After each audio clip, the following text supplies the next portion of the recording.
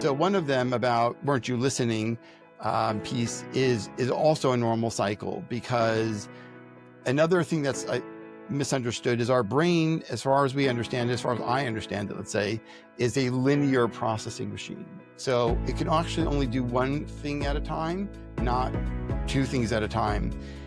But we make believe that we can do multiple things at a time. So I'm listening while I'm looking at my screen or something like that. And as far as we understand, that's not. So if you are listening to me, and at some point while I'm still yapping, you are starting to think about what's your next question, or thinking about that. When you go onto your thinking tangent, you're actually no longer listening. And we're all like that.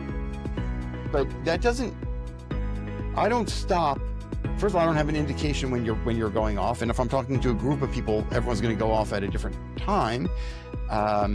But what's definitely going to happen is some of what I'm saying is going to be lost, because your brain can't hear and process while you're thinking.